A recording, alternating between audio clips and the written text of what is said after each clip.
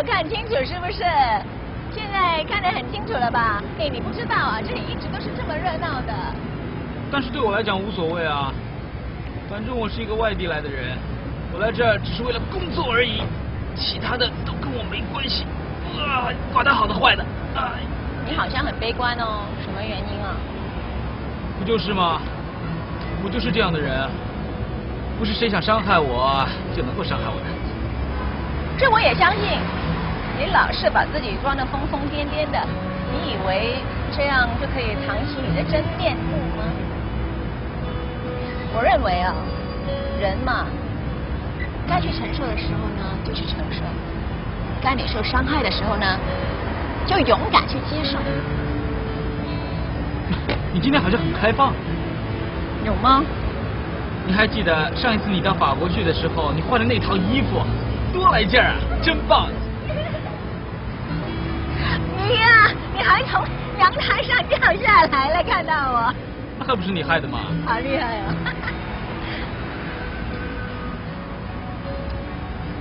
好像怪怪的。是吗？我们不是每天都在吵架的吗？刚才也是因为吵架才出来配眼镜的。现在突然不吵架了，反而觉得怪怪的。可能是因为吵架是需要默契的，要是有一方不想吵的话，就吵不起来吧。所以我想，我们两个是经过那么长久的吵架训练，我们之间的默契应该是蛮相好的。傻瓜，只有傻人才会说这样的话。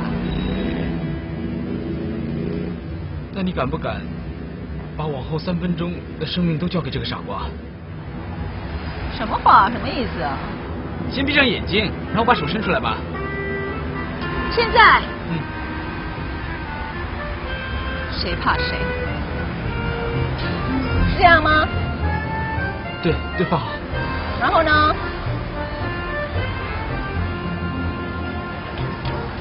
在哪里？在哪里？我去哪里？那年冬天会下雪，你和谁一起过情人节？给你的信邮票没有贴，一封封叠在我抽屉里面。望着窗外的上弦月，远在异乡的你恐怕已忽略。你是否已经看见上弦月？吓死我了！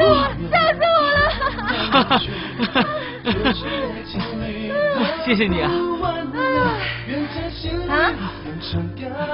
我说谢谢你，谢谢你对我的信任。没有什么好谢的。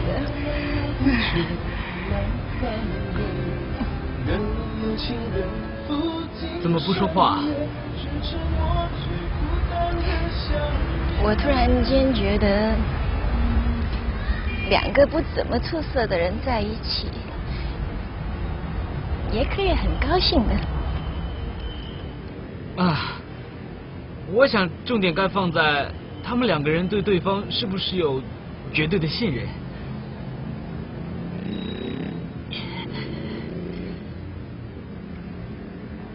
叔叔，你叫我什么？叔叔。什么事啊？你愿意把往下的30年都交给我吗？我想这个是送给你的。什么来的？牙线。什么意思啊？你平常又不戴眼镜，你人说话又那么近，你有口臭哎，你这么让人家会很难受的。这个是刚才的那个小子让你把这个东西交给我的，对吧？太过分！哎，什么？别这样，他是为你好，我也是为你好，你知道吗？你现在配的这副眼镜，要是你能够把这牙线也用完之后，你就会变得很清新，然后你就会变得更有魅力，更吸引人。那你就愿意把往下的30年都交给我吗？什么话？可能不止30年哦。叔叔，莹莹来了。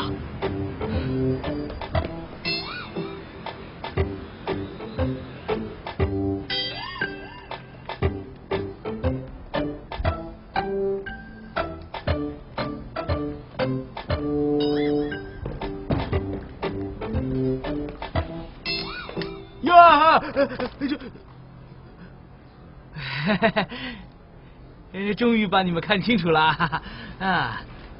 这么晚还不睡觉，在这干什么？回去睡觉。我们在等你啊，怕你跟节目网友吵架。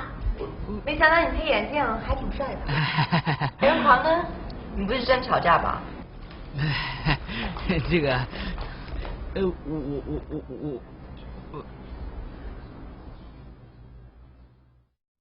为什么我跟孤单讲话？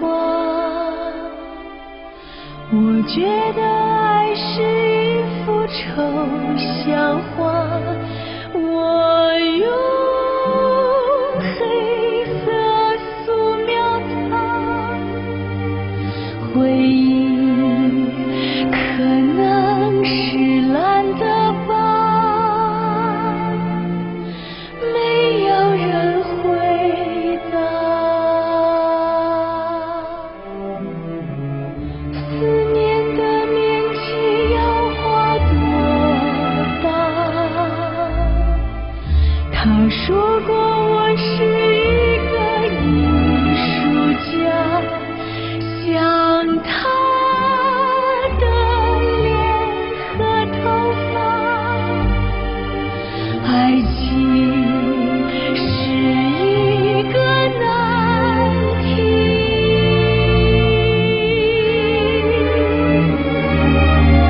等他爱我吗？还是算了吧，我没办法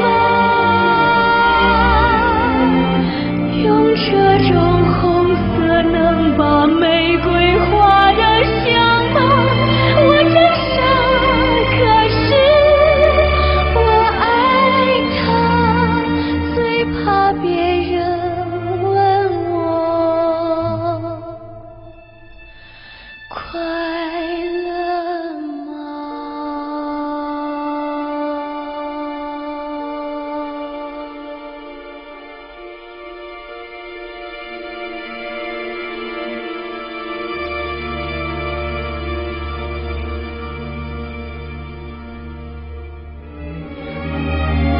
等他爱我吗？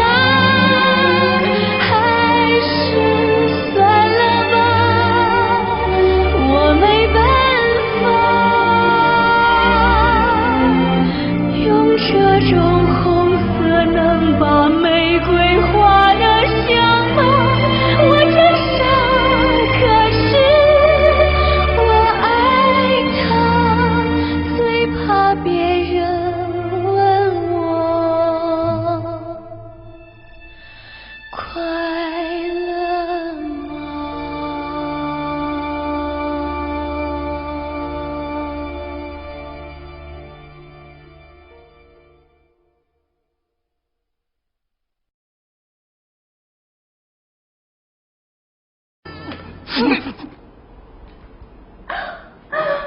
哇，这么晚了，你们两个又在吵架呀？我不清楚哎。你不清楚？你平常做什么的？什么都不清楚？真心怎么会卷到新闻里面去呢？我会动摇的，我不可以答应的，不可以答应的。我再给你3天的时间，你考虑清楚。如果3天后你还是摇头的话，那我只能让你离开这里。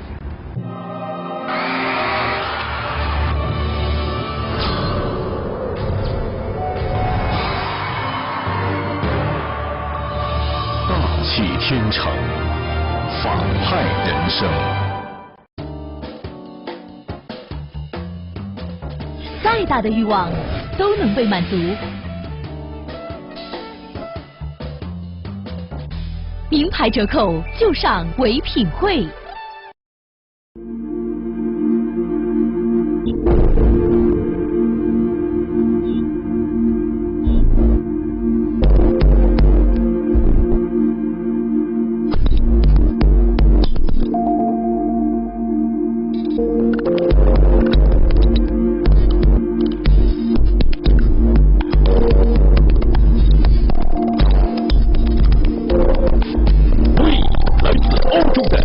时尚巨头，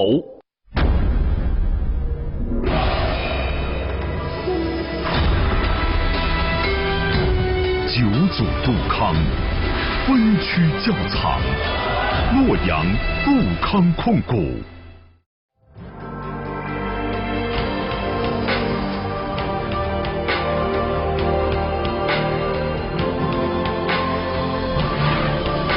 这里是香港卫视。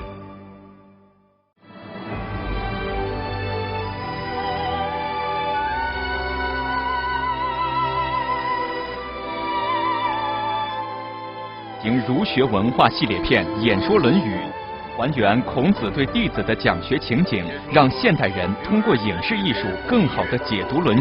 学习一切学问都要随时随地的复习、研习和实践。演说《论语》，香港卫视正在播出。你们的时间有限，所以不要浪费时间活在别人的生活里。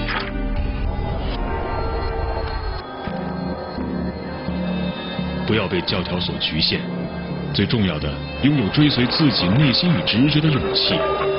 不要让别人的意见淹没了你内在的心声。你的内心与直觉，多少已经知道你真正想要成为什么样的人。一周人生，香港卫视。百年湘江，沧桑巨变，无数奇迹再次上演。以独特视角看香港发展，揭秘经典人物背后的故事，探寻狮子山下的香港精神。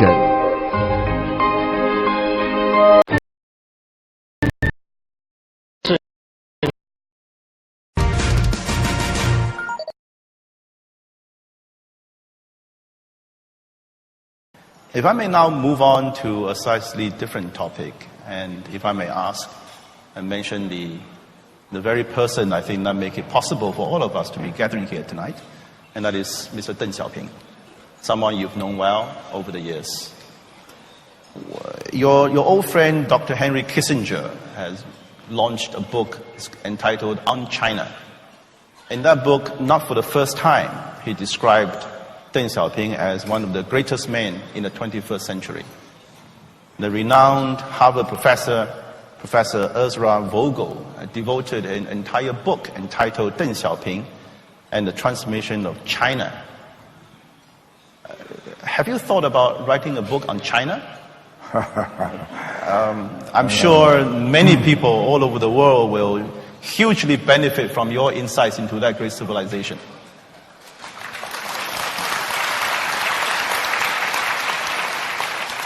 It will take too much effort, and I'm 88 years old.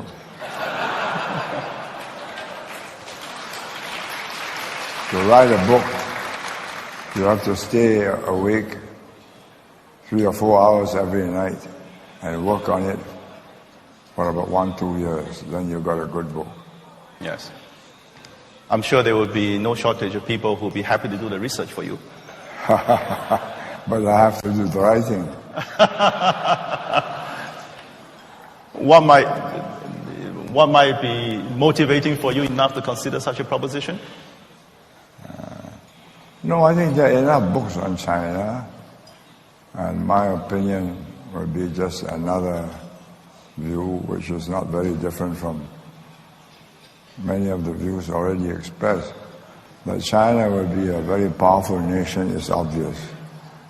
Her GDP will grow, her people will be well educated, her armed forces will grow, Navy, Air Force, Army, and the consequences of that growth will mean that the western side of the Pacific will be a shared area of influence between the Americans and the Chinese.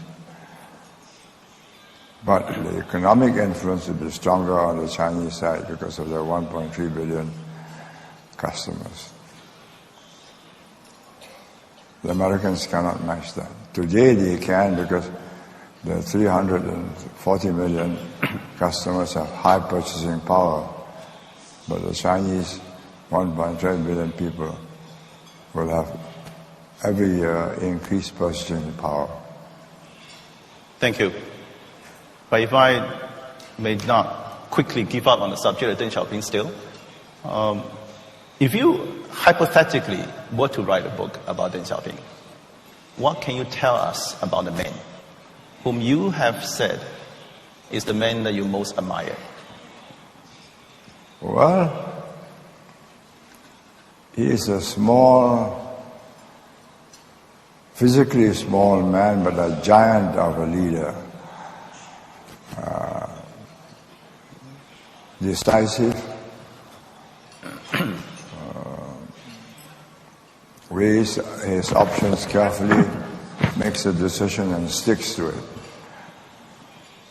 And I think but for him, China may well have gone down the drain because he reversed the course that China was taking, which was to exclude the world. And I believe his visit to Singapore in '78 helped to move him towards the international economy, because he could see that a small island without resources was able to get on with and get a good life with foreign investments, bringing in foreign skills, management, technical skills, and we produce the educated people to take over from them. So that changed his mind about opening up, and he opened up China. He came here in November. In December, he had about 6 or 7 coastal provinces, coastal cities, become free trade zones. Special economic zone. Yeah, special economic zone. Then they succeeded, and under Zhu Rongxi they joined WTO and made China, the whole of China, open to all investments. And that accounts for the vibrancy of the Chinese economy today. Had they closed up and continued to close up, there would have been a stagnant economy. Trying to do reverse engineering of what they see is happening in the West. Whereas with the open system, the investments bring the technology and bring the skilled workers and the management, and the Chinese have to educate their people and learn from, working with and learning from the foreign workers, and they do that very quickly. So he was a decisive leader who saw the way he could shortcut the learning process instead of trying to do it all by themselves through reverse engineering. Thank you. What do you recall that has made impression on you when you met Deng Xiaoping for the very first time?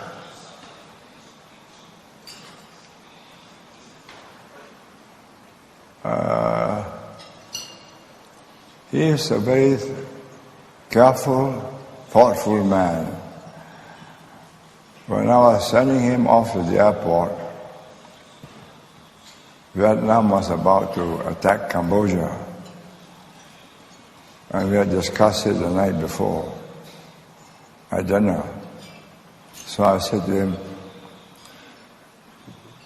how far does Vietnam have to go before you will intervene?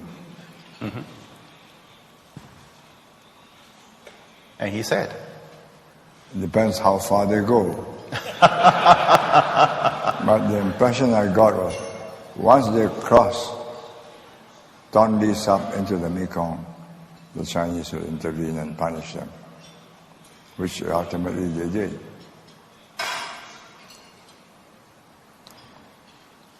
He's not a man who lightly issues threats, because after he came to Singapore, he told me, pass this on to the Americans. And then, shortly afterward, he visited America, Washington, to personally tell them, to warn them that he will act. And he did. So he's a man of his words. Oh, he's a very careful man. He made up his mind that this was not something China could tolerate, because the Vietnamese wanted the Indo-Chinese Federation of Vietnam, Laos, Cambodia, and the Chinese are not going to have that. That's that. Full stop. 我们谈到中国的时候，不能够不谈一谈两岸关系啊。And while we had one presidential election coming up in the U.S., there is a slightly smaller scale, a presidential election going to happen in Taiwan in about 100 days' time. There are three aspirants, Ms. Tsai Ing-wen of the DPP, Mr. Ma Ying-jeou of the KMT, and Mr. James Soon, whom you know fairly well, I believe, of the People's First Party. China, of course, is watching political development in Taiwan very closely, and perhaps with some anxiety at the same time. Does it matter who wins the election? Yes, of course. It makes a very big difference about what happens after that. I mean, if you have a person like Ma Ying-jeou who says, 不同不独不霸, well, then you can continue the relations, and the two sides will economically have more to do with each other to mutual benefit. You have you have Tsai Ing-wen. I think she will try to reverse it. It will be difficult, because the Chinese are very wisely buying agricultural products from the south, farmers of the south. But she will try and slow down the process. Song Chu-yi has 15% according to the polls. Tsai Ing-wen and Ma Ying-jeou both have 30%. I don't understand why he thinks he can overtake them. What he can do is to take away votes from Ma Ying-jeou, more than he would take votes from Tsai Ing-wen. That's right. And so it would be in China's interest to see the KMT win in the next election? Would that be fair to say? Yeah, but China can do nothing about it. They can give benefits and incentives. No. He is motivated by his personal desire to become president of Taiwan. He thinks he stands a chance, and he's going to try. Actually, James Soon almost became the president. He came very close. No, that was the last time, not now. Yeah, that's right. Speaking of cross-strait relations, I mustn't not ask the one question that's on the minds of most people. That is, do you foresee a scenario whereby the Americans will intervene in the event of a Chinese military action against Taiwan? No, which is something that the Chinese have never ruled out as an option. No, I don't see the Americans intervening in Taiwan, because, all right, you can intervene this time because the Chinese Navy is not, and Air Force not strong enough. But next time, and next time, and next time, it will never end, because for China, Taiwan is a core issue. For America, Taiwan is a peripheral issue. So the contrast between the two, of the importance to national interests of Taiwan and the main national interests of America and Taiwan. Very different altogether.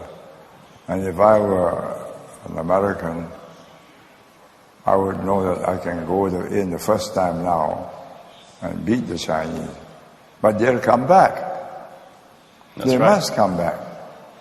You beat them the second time, there's a third time.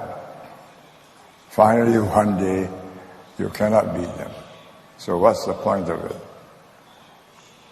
Is it fair to say that you told the Americans so? No, I don't think I need to tell the Americans. They can do their own calculations.